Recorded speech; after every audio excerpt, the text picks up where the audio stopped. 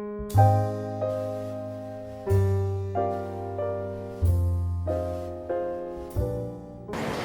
Students, last class हम लोग देख चुके हैं किस तरह से कॉलॉइड का प्योरिफिकेशन हो सकता है। डिफरेंट मेथड हम लोग प्योरिफिकेशन की देख चुके हैं, जिसमें डायलिसिस देखा था हम लोगों ने, इलेक्ट्रोडायलिसिस देखा था। उसके साथ साथ कोई भी कॉलॉइड जो है उसका चार्ज तय किस तरह से करते हैं, तो इलेक्ट्रोफोरेसिस जो इंस्ट्रूमेंट था उसके थ्रू हम लोग चार्ज उसका डिटरमाइन कर सकते हैं। आज हम लोग बात करने वाले हैं कोगुलेशन। किसका coagulation? Coagulation of lyophobic sol. Lyophilic sol जो है उसका कोगुलेशन थोड़ा डिफिकल्ट होता है। रीजन यह है कि वो ऑलरेडी स्टेबल है, बट लायोफोबिक सोल को हम लोग डिफरेंट मेथड के थ्रू कोगुलेट कर सकते हैं। अब कोगुलेशन होता क्या है, पहले तो आप इस चीज को समझ लो, इस वर्ड को समझ लो, कोगुलेशन। एक्चुअली इसी चैप्टर में पहले भी आ चुका है कोगुलेशन का मतलब, लेकिन वापस एक बार मैं समझा रहा हूं, अच्छे से समझ लो इस चीज को। यदि कोई भी पार्टिकल की जो साइज है, वो पार्टिकल की size between 1 nanometre to 1000 nanometre के बीच में रहती है, that means the diameter of the particle is between 1 nanometre to 1000 nanometre, this type of particle is known as a colloid. क्या बोलते हैं इसे? कॉलॉइड बोलते हैं, या फिर हम लोग इसको मीडियम में डाल के सोल बोल सकते हैं। अब यही डायमीटर थोड़ा कोई भी काम से बढ़ जाए, किसी भी कारण से, कोई भी रीजन से ये डायमीटर बढ़ गया, and diameter of the particles is greater than 1000 nanometre हो जाए, तो इसे हम लोग बोल सकते हैं ये कन्वर्ट हो गया पीपीटी के अंदर, मींस ये प्रेसिपिटेट बना चुका है। तो colloid convert into precipitate. This type of phenomena is known as the coagulation. इसी को हम लोग क्या बोलते हैं बेटा? कोगुलेशन बोलते हैं। तो कोगुलेशन और कुछ नहीं है, कॉलॉइड को किस में कन्वर्ट करने की मेथड है? ये कॉलॉइड को प्रेसिपिटेट के अंदर कन्वर्ट करने की मेथड है। तो कभी भी कॉलॉइड प्रेसिपिटेट के अंदर कन्वर्ट हो जाए तो उसको हम लोग क्या बोलेंगे? उसको हम लोग कोगुलेशन बोलेंगे। अब किस तरह से ये कन्वर्जन हो सकता है? मेथड तो मैंने बता दी कि इसे डायमीटर बढ़ाने की जो मेथड है उसे कोगुलेशन बोलते हैं। क्वेश्चन ये है, ये डायमीटर बढ़ कैसे सकता है? सबसे बड़ा क्वेश्चन ये है। अब डायमीटर बढ़ाने के लिए मैं आपको एक मेथड बता रहा हूं, समझ लेना ध्यान से। आपको पता होगा कि कोई भी कॉलॉइड है, उस कॉलॉइड के ऊपर चार्ज होता है, सबको पता है। मान के चलो ये जो कॉलॉइड है उसके ऊपर नेगेटिव चार्ज है, नेगेटिव चार्ज है। जरूरी नहीं है कि नेगेटिव चार्ज हो, पॉजिटिव चार्ज भी हो सकता है, बट अज्यूम दैट कि ये जो कॉलॉइड है, ये जो कॉलॉइडल पार्टिकल है, इसके सराउंडिंग एरिया में कैसा चार्ज है? नेगेटिव चार्ज है, ऐसा मान लो थोड़ी देर के लिए। अब यहां पर दूसरा एक कॉलॉइड है, अब ये कॉलॉइड के ऊपर भी सेम चार्ज ही होगा, क्योंकि एक ही सॉल्यूशन के कॉलॉइड है तो सेम चार्ज इसके ऊपर भी होगा। मुझे ये बताइए क्या कभी ये दोनों आपस में जुड़ सकते हैं? तो आंसर इज बिग नो, नहीं जुड़ सकते। रीजन, यहां पर नेगेटिव चार्ज है, यहां पर नेगेटिव चार्ज है, और बिटवीन टू नेगेटिव वहां पर ऑलवेज रिपल्शन होता होगा, और ये दोनों एक दूसरे को रिपल करते हैं, तो कभी ये दोनों ज्वाइंट नहीं हो सकते, कभी ये दोनों मिलके डायमीटर बड़ा नहीं बना सकते। तो अब यदि मुझे इस दोनों को मिलाना है तो मेरे पास दो मेथड है। पहली मेथड क्या है? पहली मेथड ये है कि यहां पर जो कॉलॉइड है इसके ऊपर जो पार्टिकल है, negative charged particle, negative charged ion है, और यहां पर जो कॉलॉइड है उसके ऊपर भी मेरे पास नेगेटिव चार्ज्ड आयन है। तो मैं क्या करूं? बाहर से सॉल्यूशन में से कोई ऑपोजिट चार्ज वाला आयन इसके साथ जोड़ दूं, और उतने प्रपोर्शन में मैं वो जोड़ दूं कि इससे क्या हो? न्यूट्रल हो जाए इसकी सरफेस। ये नेगेटिव चार्ज आयन था, मैंने पॉजिटिव आयन को भी इसके ऊपर डाल दिया। सफिशिएंट प्रपोर्शन में मैं इलेक्ट्रोलाइट डालूंगा तो वो इलेक्ट्रोलाइट ये नेगेटिव चार्ज के कांटेक्ट में आएगा एंड पॉजिटिव चार्ज को अपनी तरफ खींच लेगा। तो ये क्या बन गया? न्यूट्रल बन गया। ये दिस बिकम अ न्यूट्रल।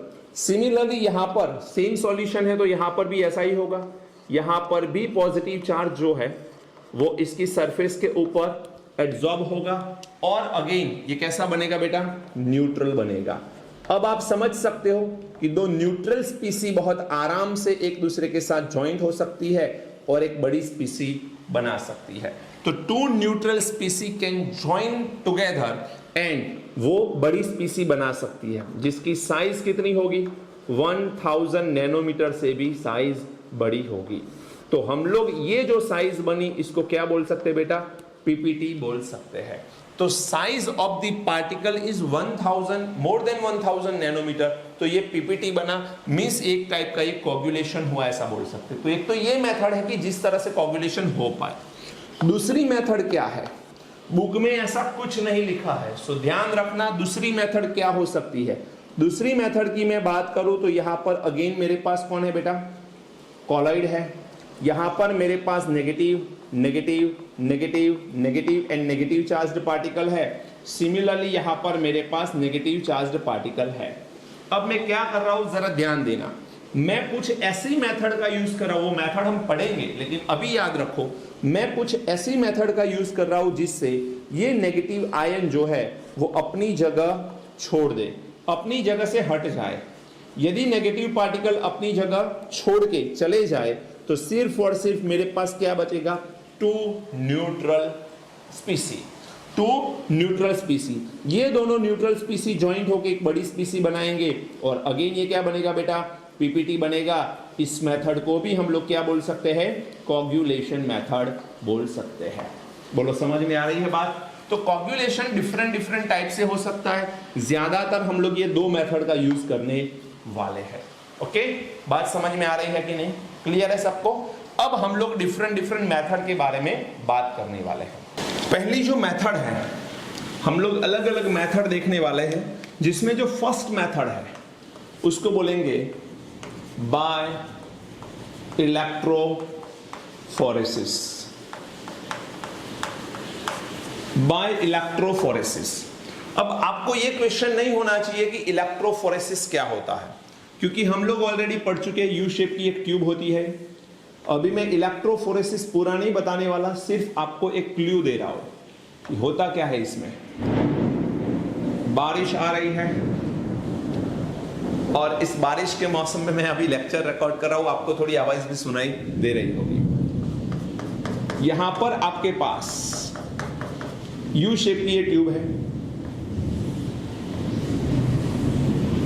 एक ये इलेक्ट्रोड है और यहां पर एक दूसरा इलेक्ट्रोड है। हमारे पास दो इलेक्ट्रोड है। एक इलेक्ट्रोड को हम लोग क्या मान ले, कैथोड। कैथोड मान ले तो उसका चार्ज कैसा, नेगेटिव। दूसरे इलेक्ट्रोड को क्या मान ले, एनोड। एनोड मान ले तो उसका चार्ज कैसा होगा, पॉजिटिव होगा। अब इसके अंदर हमारे पास एक मीडियम है, यहां पर हमारे पास क्या होगा बेटा, मीडियम होगा, डिस्पर्जन मीडियम। एंड इसके अंदर डिस्पर्स्ड फेज भी होगा। अब जो डिस्पर्स्ड फेज होगा उसका एक फिक्स्ड चार्ज होगा। मान के चलिए मेरे पास यहां पर जो डिस्पर्स्ड फेज है वो S2S3 का है, मींस ये नेगेटिव चार्ज्ड कॉलॉइड होता है। Negative charged colloid, negative charged colloid क्या होगा, पॉजिटिव चार्ज्ड एनोड की तरफ मूव करेगा। बहुत सारे ऐसे पार्टिकल्स होंगे जो मूव करते जाएंगे एंड एनोड के ऊपर वो इकट्ठा हो जाएंगे। तो इस तरह से बहुत लॉन्ग टाइम तक ये प्रोसेस को कैरी करवाया जाएगा। तो होगा क्या कि सारे मॉलिक्यूल जो है वो एनोड के ऊपर एड्सॉर्ब हो जाएंगे और ये एनोड के ऊपर जो एड्सॉर्ब हो गए इनको इकट्ठा कर लिया जाए तो ये प्रेसिपिटेट के फॉर्म में हमको मिल सकते हैं। मिल सकते हैं कि नहीं? तो आसानी से हम लोग प्रेसिपिटेट यहां पर बना सकते हैं by using the electrophoresis. Clear है सबको? चलिए, ये पहली मेथड हो गई। अब सेकेंड प्रोसेस क्या है? तो सेकेंड प्रोसेस है बाय मिक्सिंग। हम लोग दो डिफरेंट सॉल्यूशन को मिक्स करने वाले हैं बेटा। तो बाय मिक्सिंग टू oppositely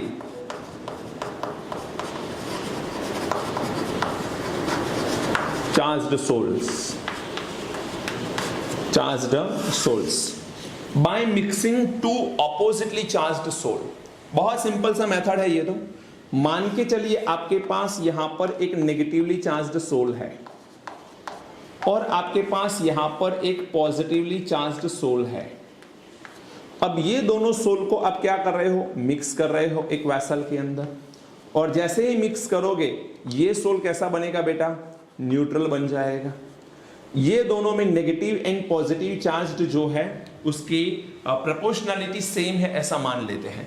अब दोनों को इक्वल अमाउंट में डाल दिया, दोनों को इक्वल अमाउंट में डाल दिया सिमिलर चार्ज को, तो न्यूट्रल बन जाएगा। न्यूट्रल स्पीसी में क्या होगा, दो न्यूट्रल स्पीसी एक दूसरे को अट्रैक्ट करेगी, ये तीसरी स्पीसी से, ये चौथी स्पीसी से ज्वाइंट होगी और एक बड़ा पार्टिकल बनाएगी और बनाएगा पीपीटीएस। ये प्रेसिपिटेट बना सकते हैं। यदि मैं एग्जांपल के तौर पे आपसे बात करूं तो नेगेटिवली चार्ज्ड सोल ले लो, आर्सेनिक सल्फाइड ले लो। सिमिलरली यहां पर पॉजिटिवली चार्ज सोल एक लेना है, कोई भी पॉजिटिव चार्ज हाइड्रोक्साइड ले लो चलो।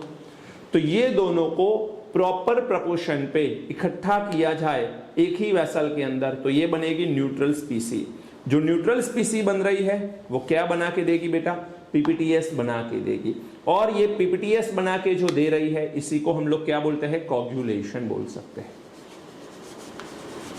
क्या बोल सकते हैं बेटा, कोगुलेशन इसको हम लोग बोल सकते हैं। इस मेथड को हम लोग म्यूचुअल कोगुलेशन भी बोलते हैं। म्यूचुअल कोगुलेशन, क्यों म्यूचुअल कोगुलेशन बोलते हैं, रीजन क्या है, हमारी मर्जी से हम लोग इसको एक दूसरे में मिक्स करें, कौन सा सोल लेना है वो हम तय कर रहे हैं, इसलिए वो एक दूसरे का कोगुलेशन कर रहे हैं।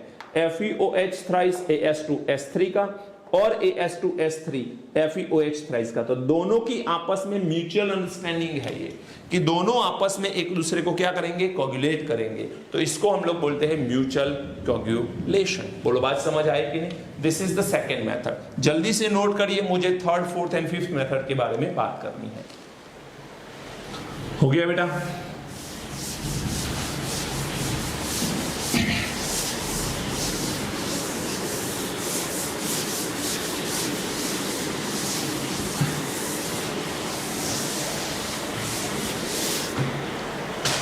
ओके, अब हम लोग बात कर रहे हैं थर्ड मेथड, कोगुलेशन की third method, that is by boiling.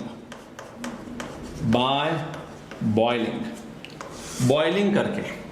अब बॉइलिंग करते हैं तो क्या होता है, देखो जरा, ये वेसल है और इस वेसल के अंदर यहां पर वाटर है, इसके अंदर ये है आपका कॉलॉइड। मैं एक ही एग्जांपल ले रहा हूं कॉलॉइड का, बाकी ऐसे बहुत सारे पार्टिकल्स होंगे इसके अंदर। ये कॉलॉइड के ऊपर कोई ना कोई चार्ज होगा, मान के चलो नेगेटिव चार्ज है। अब जैसे ही मैं यहां पर टेम्परेचर बढ़ाऊंगा इसे बॉईल करने के लिए, तो टेम्परेचर बढ़ाऊंगा तब यहां से इस वेसल से जो मीडियम है इसका इवापोरेशन होगा। मीडियम जो है उसका क्या हो जाएगा, इवापोरेशन होगा। लेकिन जैसे मीडियम का इवापोरेशन होगा उसके साथ में ये नेगेटिव चार्ज्ड पार्टिकल्स भी, ये मीडियम आ रहा है उसके साथ टकराएगा, तो होगा क्या कि मीडियम के पार्टिकल जैसे इवापोरेट होना स्टार्ट हो रहा है, तो ड्यूरिंग द इवापोरेशन प्रोसेस वो किसके साथ कोलाइड करेंगे, ऊपर की सरफेस के आयन के साथ। ऊपर की सरफेस के ऊपर चाहे नेगेटिव आयन हो या पॉजिटिव आयन हो, उसके साथ ये कोलाइड करेंगे। कोलाइड करेंगे तो वो यहां से रिमूव हो जाएंगे। कहने का मतलब ये है कि फाइनली बॉइलिंग करने से फाइनली सिर्फ और सिर्फ कॉलॉइड बचेगा, उसके ऊपर से चार्ज हट जाएगा। ऐसे बहुत सारे पार्टिकल्स एक दूसरे के साथ मिलके क्या बना सकते हैं, प्रेसिपिटेट्स बना सकते हैं। बोलो बात समझ आई। मैं बोल क्या रहा हूं कि पार्टिकल्स की जो सरफेस है, कॉलॉइड पार्टिकल की सरफेस है, उसके ऊपर फिक्स्ड चार्ज है। वो चार्ज नेगेटिव भी हो सकता है, वो चार्ज पॉजिटिव भी हो सकता है। जो भी चार्ज है वो मीडियम के साथ इवापोरेट हो जाएगा, तो बचेगा कौन, सिर्फ कॉलॉइड पार्टिकल। उसके ऊपर चार्ज नहीं है, बची न्यूट्रल स्पीसी। वो न्यूट्रल स्पीसी एक दूसरे के साथ ज्वाइंट होके क्या बना सकती है बेटा, प्रेसिपिटेट बना सकती है। क्लियर है सबको। फोर्थ पॉइंट क्या है, उसे बोलते हैं हम लोग डायालिसिस। क्या बोलते हैं बेटा, डायालिसिस। लेकिन यहां पर एक वर्ड में यूज कर रहा हूं, that is persistent dialysis. Persistent dialysis, इसका क्या मतलब है, परसिस्टेंट डायालिसिस का मतलब है बहुत लॉन्ग टाइम तक डायालिसिस किया जाए तब जाके प्रेसिपिटेशन हो सकता है। थोड़ा सा डायालिसिस को याद करो, साइफन मेथड है, वाटर इनलेट एंड आउटलेट वाली। हाँ, डायलिसिस जब मैंने पढ़ाया था, मैंने शायद, मुझे याद नहीं एग्जैक्ट, लेकिन मैंने शायद बोला था यहां से वाटर इनलेट, यहां से आउटलेट। वो उल्टा है एक्चुअली, यहां से इनलेट और यहां से आउटलेट। रीजन क्या है बेटा, यहां से मैं ऊपर से पानी भरूंगा तो नीचे से तुरंत निकल जाएगा, मुझे पूरा वैसल पानी से फिल्ड करना है। तो वैसल तो तब पानी से फिल्ड होगा जब लोअर पार्ट से एंट्री होगी और अपर पार्ट से एग्जिट होगी, सिंपल। इस मेथड को साइफन मेथड बोलते हैं। और यहां पर आपके पास ये सेमी परमेबल मेम्ब्रेन है। सेमी परमेबल मेम्ब्रेन के अंदर क्या है, इसके अंदर बेटा मीडियम है, मीडियम के साथ साथ इसमें इलेक्ट्रोलाइट भी है, और यहां पर मेरे पास कॉलाइडल पार्टिकल्स भी है जिसके ऊपर कोई ना कोई चार्ज होगा, होगा कि नहीं, कोई ना कोई चार्ज जरूर होगा। अभी मान के चल रहे नेगेटिव चार्ज है। अब जैसे ही ये पानी के अंदर पानी बहना स्टार्ट होगा तो पानी के मॉलिक्यूल जो है वो नीचे से ऊपर मूव कर रहे हैं। अब जैसे ही वो नीचे से ऊपर जाएंगे तो इसके साथ साथ इलेक्ट्रोलाइट को भी एंड मीडियम को भी बाहर निकाल के लेके जा रहे हैं। तो इलेक्ट्रोलाइट एंड मीडियम भी बाहर जा रहा है, लेकिन यदि ये लॉन्ग टाइम तक होगा तो ये मीडियम जो है वो किसके साथ कोलाइड करेगा, चार्ज के साथ कोलाइड करेगा, इसकी सरफेस आयन के साथ कोलाइड करेगा। जैसे मैंने बॉयल किया तो बॉयल में मीडियम के मॉलिक्यूल किससे टकराते हैं, बोलो बेटा, किससे टकरा रहे हैं, सरफेस के आयन के साथ। तो सरफेस के आयन भी तो रिमूव हो रहे हैं, एग्जैक्टली यहां पर सरफेस के आयन रिमूव होंगे। सरफेस के आयन रिमूव होंगे किसके साथ, ये तो बहुत माइन्यूट से और माइनर से आयंस है, तो ये भी परमेबल मेम्ब्रेन से निकल जाएंगे। तो अंदर सिर्फ और सिर्फ कौन बचेगा, सिर्फ न्यूट्रल स्पीसी बचेगी। लेकिन ये लॉन्ग टाइम तक प्रोसेस कैरी करवाया जाए तब होगा। इसीलिए इस डायलिसिस को क्या बोला है, परसिस्टेंट डायलिसिस। मींस कंटिन्यूअसली बहुत लॉन्ग टाइम तक ये डायलिसिस को करवाया जाएगा, तब जाके सिर्फ और सिर्फ अंदर की तरफ कॉलॉइड बचेगा। वो कॉलॉइड न्यूट्रल होगा, न्यूट्रल कॉलॉइड आपस में इकट्ठा होंगे एंड अगेन वो क्या बना लेंगे, प्रेसिपिटेट बना लेंगे। बेटा बात को समझो, जैसे ही अंदर से मीडियम बाहर आ रहा है वो कोलाइड किससे करेगा, नेगेटिव आयन से। इतनी ज्यादा कोलिजन की परफॉर्मेंस नहीं होगी, लेकिन लॉन्ग टाइम तक निकलता जाएगा तो हर बार टकरा के निकल रहा है, हर बार टकरा के निकल रहा है, तो होगा क्या, एक ना एक टाइम पे आयन जो है उसका डिसॉर्प्शन हो जाएगा और वो भी मीडियम के साथ बह जाएगा। तो सिर्फ और सिर्फ कौन बचेगा, न्यूट्रल स्पीसी बचेगी। न्यूट्रल स्पीसी एक दूसरे के साथ ज्वाइंट होके क्या बना लेगी, प्रेसिपिटेट बना लेगी। तो दीज आर दी 4 मेथड्स। अब जो मैं मेथड के बारे में बात करने वाला हूं, मेरे हिसाब से ये सबसे ज्यादा इंपॉर्टेंट मेथड है। इसी से क्वेश्चन आते हैं, यही मेथड बहुत यूजफुल है और यही मेथड जो है उससे नीट में भी क्वेश्चन आ चुके हैं, जेई के अंदर भी क्वेश्चन आ चुके हैं एंड स्टेट बोर्ड के अंदर भी क्वेश्चन आ चुके हैं। तो ये क्या है, that is by adding electrolytes, by adding electrolyte.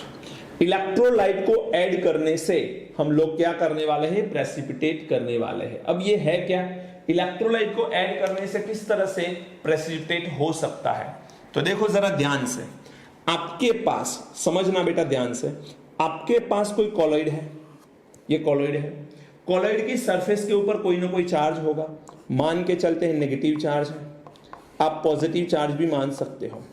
तो इसकी सरफेस के ऊपर नेगेटिव चार्ज है, आपने बाहर से इलेक्ट्रोलाइट्स को ऐड किया।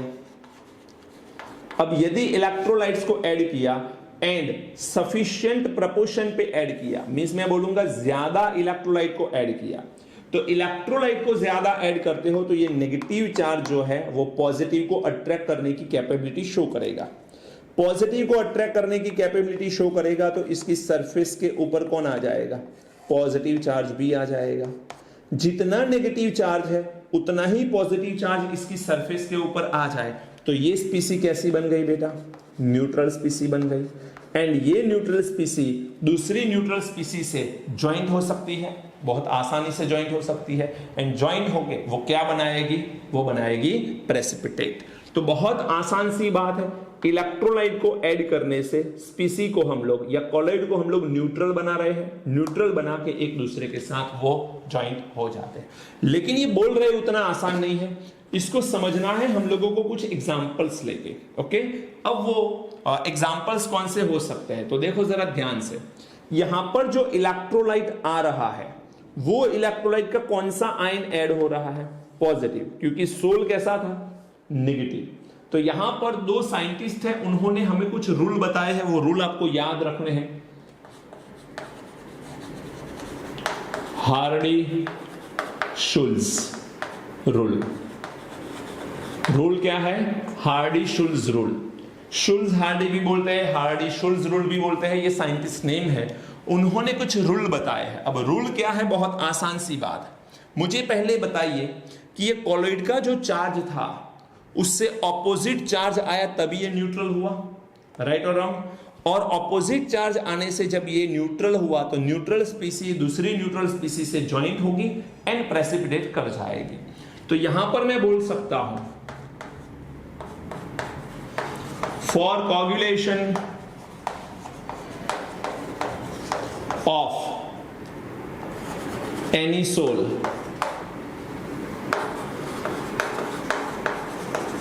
responsible ion from electrolyte have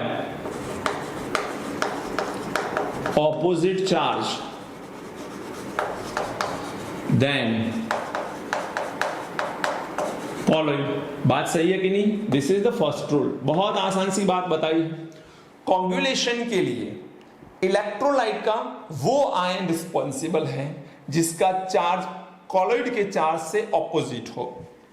समझो, यहां पर कॉलॉइड का चार्ज कैसा था, नेगेटिव। जो इलेक्ट्रोलाइट आया वो कैसा आया, पॉजिटिव। तो मैं बोल सकता हूं कि इलेक्ट्रोलाइट का चार्ज वो आया जो ऑपोजिट चार्ज था कॉलॉइड से। कॉलॉइड के ऊपर नेगेटिव है और इलेक्ट्रोलाइट का भी नेगेटिव आएगा, तो क्या कभी न्यूट्रल बन पाएगा? कभी नहीं बन पाएगा। तो न्यूट्रल बनने के लिए सबसे पहली रिस्पॉन्सिबिलिटी क्या है कि यहां पर कॉलॉइड के ऊपर जो चार्ज है वो चार्ज से ऑपोजिट चार्ज इलेक्ट्रोलाइट से आना चाहिए, तभी जाके वो प्रेसिपिटेट बना सकता है, कोagulation कर सकता है। तो देखो स्टेटमेंट को समझो। For coagulation of any sol responsible ion from electrolyte have opposite charge then colloid. बात सही है, क्लियर, समझ में आ रहा है कि नहीं? इलेक्ट्रोलाइट का ऑपोजिट चार्ज रिस्पॉन्सिबल रहेगा कॉलॉइड के चार्ज के कंपेयर में कोagulation करने के लिए। एंड सेकेंड पॉइंट, अब जो मैं सेकेंड पॉइंट बता रहा हूं वो जरा ध्यान देने की बात है।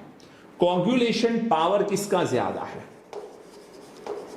तो ये इसमें से क्वेश्चन ज्यादा आते हैं। कोagulation power is directly proportional with the valency of ion. Valency of ion. Coagulation power is directly proportional with the valency of ion. अब ये क्या बता रहा है, जरा ध्यान देना। मान के चलिए आपके पास ये कॉलॉइड है, नेगेटिव चार्ज कॉलॉइड है ऐसा मान लेते हैं।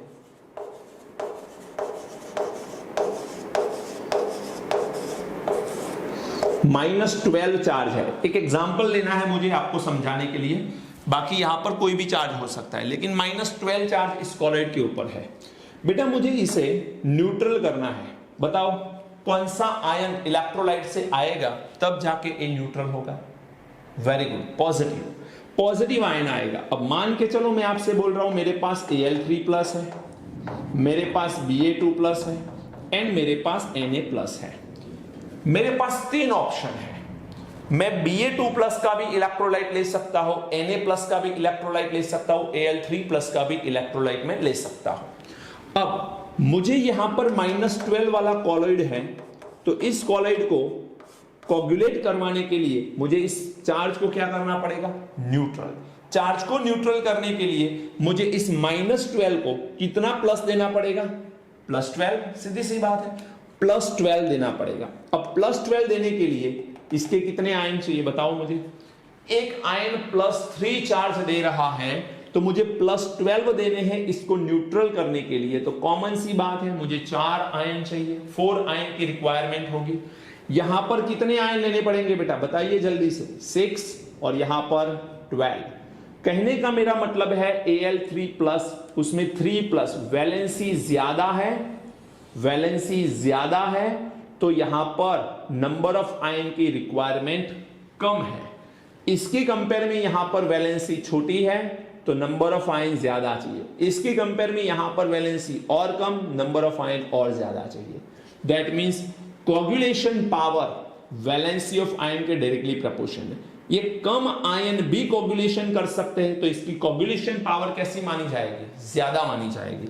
तो यहां पर मैं बोल सकता हूं कोगुलेशन पावर, ये तीनों को यदि ऑर्डर में अरेंज करना पड़े तो मैं लिख सकता हूं कुछ इस तरह से ये कोगुलेशन पावर होगी कि नहीं। तो this is about the coagulation power order. Al3+ आसानी से कोगुलेट कर पाएगा, देन Ba2+, देन Na+। दूसरी चीज, यदि मैं यहां पर कॉलॉइड ले रहा हूं +12 चार्ज वाला, मींस इसके ऊपर प्लस चार्ज अवेलेबल है।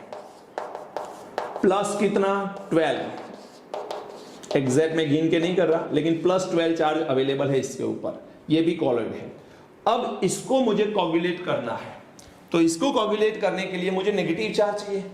नेगेटिव चार्ज के सोल में यहां पर कुछ लिखूं, मान के चलो मेरे पास है FeCN6 4-, ये कॉम्प्लेक्स है, उसके ऊपर 4- चार्ज है।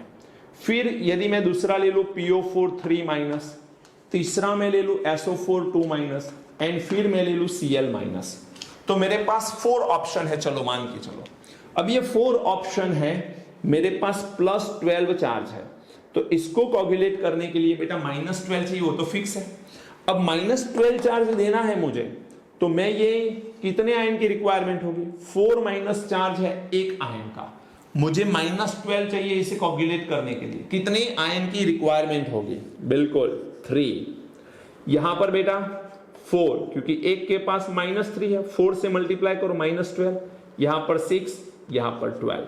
तो आप सोच सकते हो कि नेगेटिव चार्ज में भी वैलेंसी जितनी बड़ी होगी, नंबर ऑफ आयन उतना कम होगा, और नंबर ऑफ आयन जितना कम उतना कोगुलेशन पावर उसका ज्यादा।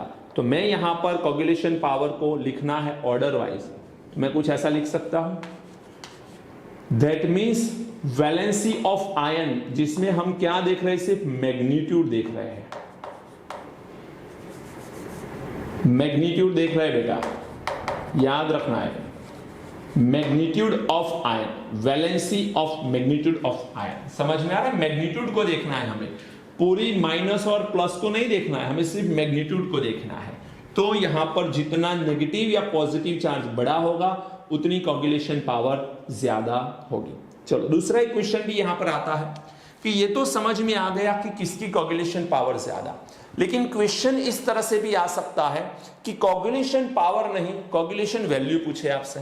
तो याद रखना, कोगुलेशन पावर से कोगुलेशन वैल्यू बिल्कुल ऑपोजिट होती है।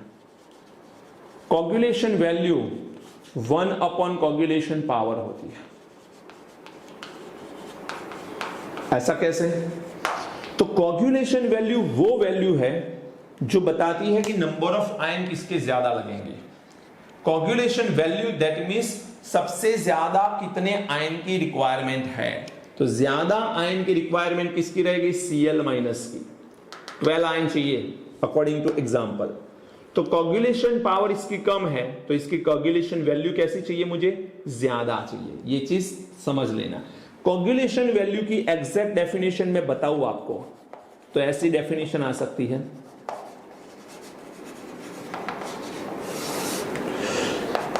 कोगुलेशन वैल्यू का डेफिनेशन लिख रहा हूं, required amount of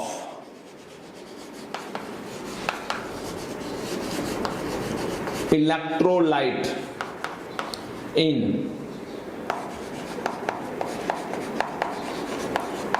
millimoles per liter for complete coagulation,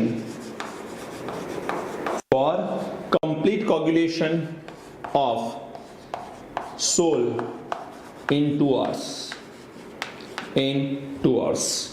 Required amount of electrolyte in a millimole per liter for complete coagulation of sole in 2 hours. 2 घंटे के अंदर अंदर 1 लीटर सोल है उसका 100% कोगुलेशन करने के लिए रिक्वायर्ड अमाउंट ऑफ इलेक्ट्रोलाइट किस में लेना है? मिलीमोल पर लीटर में लेना है। तो मिलीमोल पर लीटर में जितने इलेक्ट्रोलाइट की वैल्यू लगेगी उस चीज को हम लोग क्या बोलते हैं? Coagulation value. जितने ज्यादा अमाउंट की रिक्वायरमेंट रहेगी कोगुलेशन वैल्यू उतनी ज्यादा। तो यहां पर देख सकते हो Cl माइनस की अमाउंट ज्यादा लगती है तो कोगुलेशन वैल्यू कैसे बोलेंगे हम लोग? ज्यादा बोलेंगे। बोलो बात समझ आ रही है कि नहीं? तो this is about the Hardy-Schulze rule and coagulation किस तरह से होता है वो मैंने आपसे डिस्कस करी है। तो यहां पर हमने डिफरेंट 5 मेथड के बारे में बात करी बेटा। ये पांचों मेथड किसके सॉल्व के कोगुलेशन की बताई मैंने? लायोफोबिक सॉल्व की। अब लायोफिलिक सोल की बात करनी है हम लोगों को। कोगुलेशन लायोफिलिक सोल का करना है। पहले आप इसे नोट करिए क्योंकि बुक में इतना अच्छे से आपको एक्सप्लेन करके नहीं दिया गया और ये पॉइंट तो कहीं नहीं लिखा गया है। सो प्लीज थोड़े बहुत एग्जांपल्स होंगे, ये वाले ही होंगे शायद, लेकिन ये coagulation value, coagulation power properly explain नहीं किया होगा। तो प्लीज नोट डाउन करिए। फिर हम लोग लायोफिलिक सोल के कोगुलेशन के बारे में बात करते हैं। देखो बेटा नेक्स्ट टॉपिक के बारे में बात करनी है और वो है coagulation of lyophilic soul. Lyophilic sol क्या होता है? तो जिसके अंदर हम लोग बता सकते हैं मीडियम एंड फेज के बीच में अट्रैक्शन होता है। बहुत आसानी से फेज जिसके अंदर घुल मिल जाए मीडियम के अंदर उसको, उस सोल को हम लोग लायोफिलिक सोल बोलते हैं। तो लायोफिलिक सोल वैसे तो स्टेबल होता है लेकिन वो स्टेबिलिटी किसके कारण है? What is the reason behind that? तो यहां पर हम लोग लिख सकते हैं stability of lyophilic soul.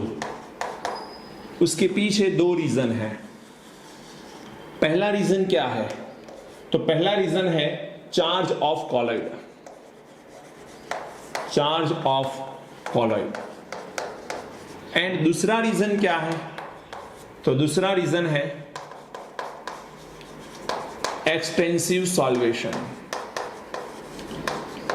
Extensive solvation, these are the 2 reasons. किसके पीछे ये 2 रीजन है बेटा? ये रीजन है स्टेबिलिटी के लिए। किसकी स्टेबिलिटी? लायोफिलिक सोल की स्टेबिलिटी। देखो जरा एक एक करके दोनों को देखना है।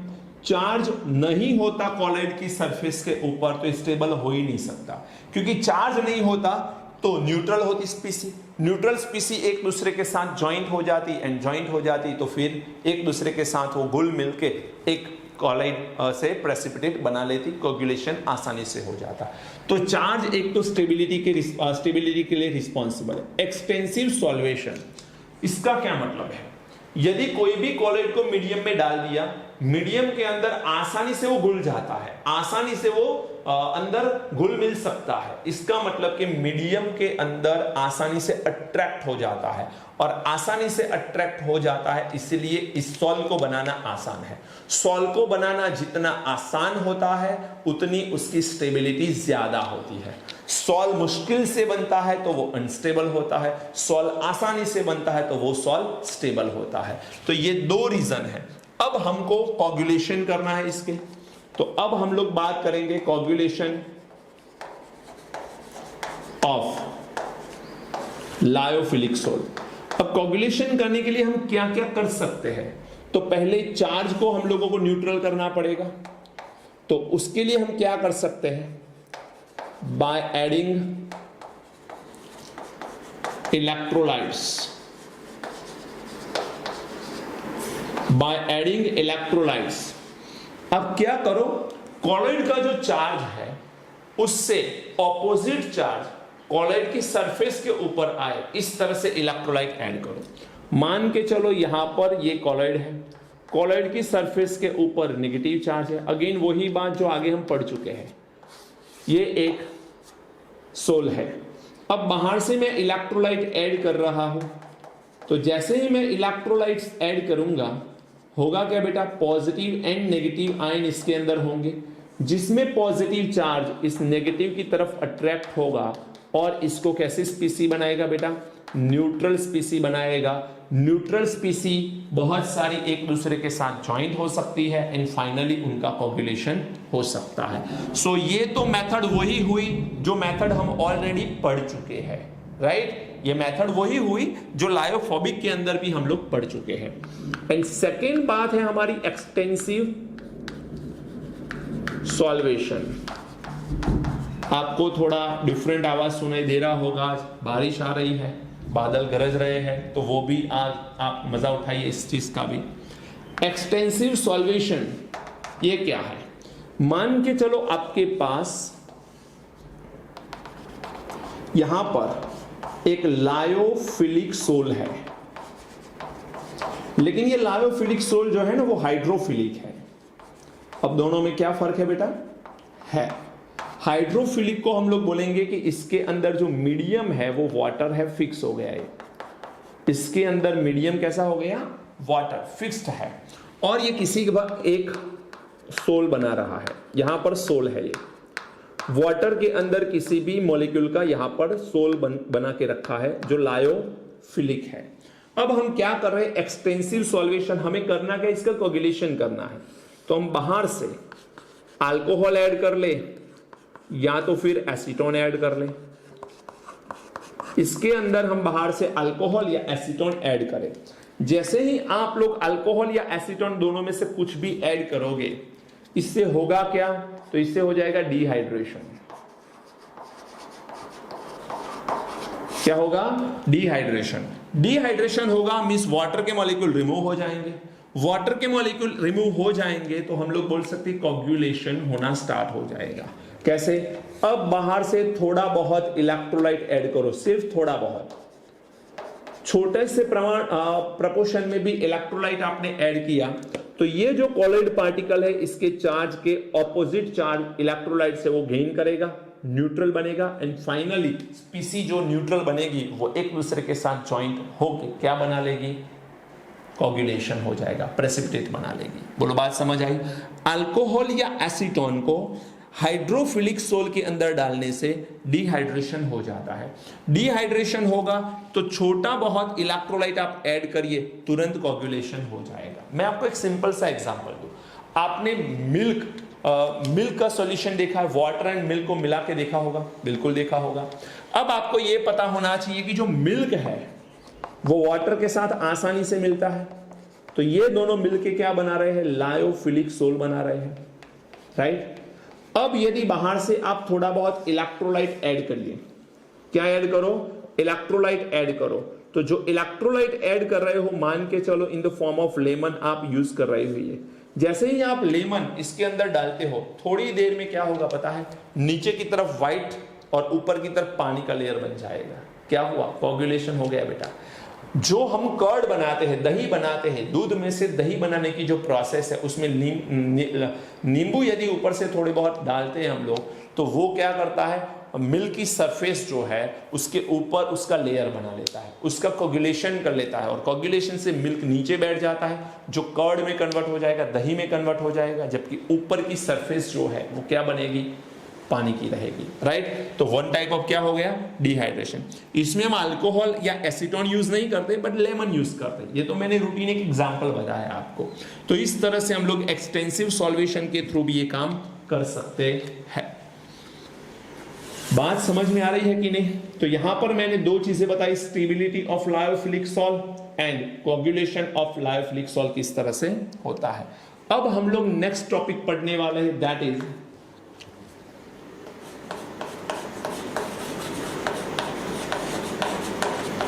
प्रोटेक्शन ऑफ कॉलॉइड के बारे में पढ़ना है मुझे। हम दोनों कोगुलेशन तो देख चुके हैं, प्रोटेक्शन ऑफ कॉलॉइड देखना है। यदि ये चीज समझ में आ गई तो काम थोड़ा आसान रहेगा आपके लिए, चाहे लायोफिलिक सॉल्व हो या लायोफोबिक सॉल्व हो। प्रोटेक्शन किस तरह से कर सकते हैं, तो देखो जरा, लायोफिलिक एंड लायोफोबिक में स्टेबिलिटी किसकी ज्यादा है, पहले तो ये याद रखो। लायोफिलिक कॉलॉइड की स्टेबिलिटी लायोफोबिक कॉलॉइड की कंपेयर में ज्यादा होती है। तो स्टेबिलिटी की जब बात करें तो लायोफिलिक कॉलॉइड की स्टेबिलिटी लायोफोबिक कॉलॉइड की स्टेबिलिटी से कैसी होगी, ज्यादा होगी। अब ये जो लायोफिलिक की स्टेबिलिटी ज्यादा है तो ये इसका प्रोटेक्शन हमें करना इतना ज्यादा इंपॉर्टेंट नहीं बनेगा। क्यों? क्योंकि लायोफिलिक ऑलरेडी स्टेबल ही है, उसकी प्रोटेक्शन करने की जरूरत कम पड़ेगी, क्योंकि स्टेबल है, स्टेबल ही रहना चाहेगा वो। लायोफोबिक सोल जल्दी से आसानी से कोगुलेट हो सकता है, तो उसे प्रोटेक्ट करने की जरूरत पड़ेगी हमको। तो हम लोग यहां पर एक वैसल ले रहे हैं, इस वैसल के अंदर हमने मीडियम भरा है और यहां पर मेरे पास क्या है, लायोफोबिक सोल है। मान के चलो बेटा, ये जो मैं व्हाइट सरफेस बना रहा हूं, व्हाइट डॉट बना रहा हूं, वो क्या है, लायोफोबिक सोल है।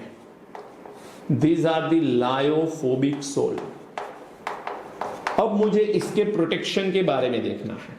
तो इसका कोगुलेशन बहुत आसान होता है कंपेयर टू लायोफिलिक। तो इसका यदि मुझे प्रोटेक्शन करना है तो मैं बाहर से क्या करूं, लायोफिलिक सोल को ऐड करूं इसके अंदर। ये लायोफोबिक सोल का सॉल्यूशन है, लेकिन मैं बाहर से लायोफिलिक सोल ऐड करूं। यदि मैं बाहर से लायोफिलिक सोल ऐड करूंगा तो इसकी सरफेस के सराउंड, लायोफोबिक सोल की सरफेस के सराउंड एरिया में क्या हो जाएगा, लायोफिलिक मॉलिक्यूल अरेंज हो जाएंगे। लायोफिलिक मॉलिक्यूल अरेंज हो जाएंगे तो अब ये तो स्टेबल है, तो ये दोनों को एक दूसरे के कांटेक्ट में आने से रोकेगा, जबकि ये दोनों तो आ ही नहीं सकते कांटेक्ट में, क्योंकि सेम चार्ज है, नेगेटिव नेगेटिव या पॉजिटिव पॉजिटिव। तो कहने का मतलब ये है कि ये लायोफिलिक सोल जो हमने डाला उसे हम लोग बोलते हैं प्रोटेक्शन लेयर। क्या बोलते हैं बेटा, प्रोटेक्शन लेयर। ये प्रोटेक्ट किसको प्रोटेक्ट कर रहा है, लायोफोबिक सोल को प्रोटेक्ट कर रहा है। किससे प्रोटेक्ट कर रहा है, to become a coagulate, coagulation होने से रोक रहा है। यदि मैं ये लायोफिलिक सोल इसमें नहीं डालता तो इसका कोगुलेशन आसान होता। मेरा कहने का मतलब सिर्फ इतना है कि लायोफिलिक सोल की प्रेजेंस में लायोफोबिक सोल जो है वो स्टेबल हो जाते हैं, उसका प्रेसिपिटेट नहीं होगा, दैट मीन्स उसका कोगुलेशन नहीं होगा। ओके, तो इस चीज को समझने के लिए मैं आपको एक और चीज दिखा रहा हूं जिसे बोलते हैं हम लोग गोल्ड नंबर, और इसमें से बहुत बार क्वेश्चन आ चुके हैं, तो इसे बिल्कुल आप इग्नोर नहीं कर सकते हो। गोल्ड नंबर, इसमें से बहुत बार क्वेश्चन आ चुके हैं। अब ये क्या है, गोल्ड नंबर इसी चीज को रिप्रेजेंट करता है, बट एक रेफरेंस के तौर पे ये है। जैसे कि आपके पास यहां पर एक सॉल्यूशन है, ये सॉल्यूशन किसका है, तो मान के चलो ये सॉल्यूशन है गोल्ड सोल। क्या है बेटा आपके पास, गोल्ड सोल। गोल्ड नंबर है तो गोल्ड सोल तो लेना ही पड़ेगा। तो आपके पास AU का ये सोल है, गोल्ड सोल है। अब ये जो सोल है इसके अंदर यदि मैं बाहर से कुछ डाल रहा हूं, क्या डाल रहा हूं, 1 ml 10% NaCl में डाल रहा हूं का एक्वायर्ड सॉल्यूशन। इसका मतलब मैं इलेक्ट्रोलाइट डाल रहा हूं, ये बाहर से मैं क्या डाल रहा हूं बेटा, इलेक्ट्रोलाइट डाल रहा हूं। मेरे पास है क्या यहां पर, गोल्ड सॉल्व, लेकिन ये गोल्ड सॉल्व कितने ml होना चाहिए, 10 ml सॉल्यूशन होना चाहिए। फिक्स है सारी चीजें। 10 ml गोल्ड सॉल्व को 1 ml 10% NaCl के एक्वायर्ड सॉल्यूशन के साथ कनेक्ट किया जाए तो ये गोल्ड सॉल्व जो है ना उसका कोगुलेशन हो जाता है, गोल्ड सॉल्व का 100% कोगुलेशन हो जाता है। इसका मतलब यह है कि ये 10 ml गोल्ड सॉल्व का कोगुलेशन करने के लिए NaCl 10% का 1 ml सफिशिएंट है। अब यदि मुझे इस कोगुलेशन को रोकना है तो मैं क्या करूंगा, बाहर से मैं यहां पर डालूंगा लायोफिलिक, क्या डालूंगा, लायोफिलिक सोल। देखो लायोफिलिक सोल जो है वो प्रोटेक्शन लेयर बनाता है। यहां पर क्या है, गोल्ड है। अब ये गोल्ड की सरफेस के सराउंड लेयर बना देगा। कौन लेयर बनाएगा, लायोफिलिक सोल। दैट मीन्स वो NaCl से फिर कोगुलेट नहीं होगा, NaCl से वो कोगुलेट नहीं होगा। तो आपको ध्यान ये रखना है कि ये जो लायोफिलिक सोल में ऐड कर रहा हूं वो लायोफिलिक सोल किस में लेना है, मिलीग्राम में लेना है। तो अब मैं आपको यहां पर डेफिनेशन लिख रहा हूं, डेफिनेशन जरा कुछ इस तरह से, जरा ध्यान देना। The mass of lyophilic soul in milligram to protect 10 ml gold solution, 10 ml gold sol by 1 ml 10% NaCl aqueous solution from coagulation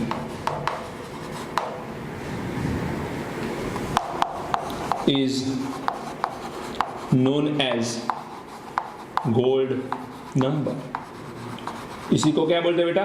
gold number बोलते हैं। क्या है gold number? The mass of lyophilic sol milligram में, lyophilic sol in milligram to protect, किसको protect करना है? 10 ml gold sol, किससे protect करना है? By 1 ml 10% aqueous solution from coagulation. समझ में आ रहा है? तो ये प्रोटेक्ट कर रहे हैं हम लोग गोल्ड सॉल को, कोगुलेशन होने से प्रोटेक्ट कर रहे हैं। एंड इसके लिए जो भी मास चाहिए, किसमें चाहिए बेटा? मिलीग्राम में। उस नंबर को हम लोग क्या बोलेंगे? Gold number. एक एग्जांपल ले रहा हूं, देखो शायद इससे ज्यादा समझ में आएगा। मैंने बाहर से लायोफिलिक सोल मंगवाया और डिफरेंट 3 सॉल्यूशन मेरे पास है लायोफिलिक सोल के। एक ए है, एक बी है और एक सी है। I have a 3 different lyophilic sol. अब सेम कंडीशन है, लायोफिलिक सोल में बदल दूंगा तो मिलीग्राम वेट चेंज हो जाएगा, मास बदल जाएगा। मान के चलो मुझे ए सॉल्यूशन ऐड करना है, lyophilic sol a solution add करना है, तो प्रोटेक्शन के लिए सिर्फ 5 मिलीग्राम की रिक्वायरमेंट है। मुझे बी सॉल्यूशन ऐड करना है, तो ये दोनों एक दूसरे को जो कोगुलेट करते हैं, या NaCl गोल्ड को जो कोगुलेट करता है, उसे प्रोटेक्ट करने के लिए 25 मिलीग्राम चाहिए और सी की अमाउंट मुझे 50 मिलीग्राम चाहिए। तो आप ये तीनों को देखिए जरा ध्यान से, इसमें कौन सा ऐसा लायोफिलिक सोल है जिसका प्रपोर्शन कम चाहिए हमें? ए, 5 मिलीग्राम चाहिए। दैट मीन्स प्रपोर्शन कम चाहिए, तो मैं ऐसा बोल सकता हूं कि इसकी प्रोटेक्शन पावर ज्यादा है। प्रोटेक्शन पावर ज्यादा है, क्यों? क्योंकि इसका प्रपोर्शन कम चाहिए। तो प्रोटेक्शन पावर कुछ इस तरह से आएगी, और ये जो अमाउंट आ रही है मिलीग्राम में, इसी को हम लोग क्या नंबर देंगे बेटा? गोल्ड नंबर से रिप्रेजेंट करेंगे। तो हम लोग ऐसा भी बोल सकते हैं कि गोल्ड नंबर जितना बड़ा आएगा, प्रोटेक्शन पावर उतनी कम आएगी। तो गोल्ड नंबर प्रोटेक्शन पावर के इनवर्सली प्रोपोर्शन में आता है। गोल्ड नंबर प्रोटेक्शन पावर के इनवर्सली प्रोपोर्शन में आएगा। बहुत सिंपल सी बात बता रहा हूं मैं, क्लियर है? जितना ज्यादा अमाउंट मुझे डालना पड़ेगा, इसका मतलब यह है कि ये गोल्ड नंबर ज्यादा है। गोल्ड नंबर जितना ज्यादा है, मान के चलो मैं ग्राम में ले लो, तो फिर मिलीग्राम में कन्वर्ट करके गोल्ड नंबर लिख लेना आप लोग। तो जितना बड़ा नंबर मिलीग्राम में आएगा, उतना गोल्ड नंबर ज्यादा है। गोल्ड नंबर ज्यादा है मींस प्रोटेक्शन के लिए ज्यादा अमाउंट की जरूरत है, मींस उसका प्रोटेक्शन पावर कम है। कम प्रोटेक्शन पावर, इसलिए तो ज्यादा सेना चाहिए ना। एक ही बंदा बाहुबली जैसा हो तो पूरी सेना के बराबर है, लेकिन पूरी सेना मिलके बाहुबली जैसा हो तो फिर वहां पर ज्यादा अमाउंट चाहिए, मींस प्रोटेक्शन पावर हर एक बंदे का कम है, जबकि एक बंदा प्रोटेक्ट ज्यादा कर सकता है तो उसका प्रोटेक्शन पावर ज्यादा है। ऐसा ही कुछ है। 5 मिलीग्राम कम प्रपोर्शन, गोल्ड नंबर कम। 50 मिलीग्राम ज्यादा प्रपोर्शन, गोल्ड नंबर ज्यादा। इस डेफिनेशन के ऊपर जरा ध्यान से देखिए तो बात यह है कि गोल्ड सॉल को 100% कोगुलेशन के लिए 1 ml 10% NaCl के सॉल्यूशन की रिक्वायरमेंट है। 1 ml 10% NaCl से 10 ml गोल्ड सॉल 100% कोगुलेट हो जाता है। ये कोगुलेशन को रोकना है, तो to stop this coagulation required amount of lyophilic sol in milligram is known as gold number. जितना गोल्ड नंबर बढ़ेगा, जितना गोल्ड नंबर बढ़ेगा, उतना प्रोटेक्शन पावर कम हो जाएगा। क्लियर है सबको? तो यहां तक रखते हैं आज का लेक्चर। अब हमारे पास 2 ही पॉइंट रह जाते हैं, दैट इज इमल्शन तो वो क्या होता है वो नेक्स्ट लेक्चर में देखेंगे हम लोग। लिक्विड लिक्विड में जब मिल जाता है और जो सोल बनते हैं उसे इमल्शन बोलते हैं। एंड कुछ एप्लीकेशंस देखेंगे कॉलॉइड की। ओके बेटा, तब तक पढ़ाई करते रहिए। Thank you, God bless you.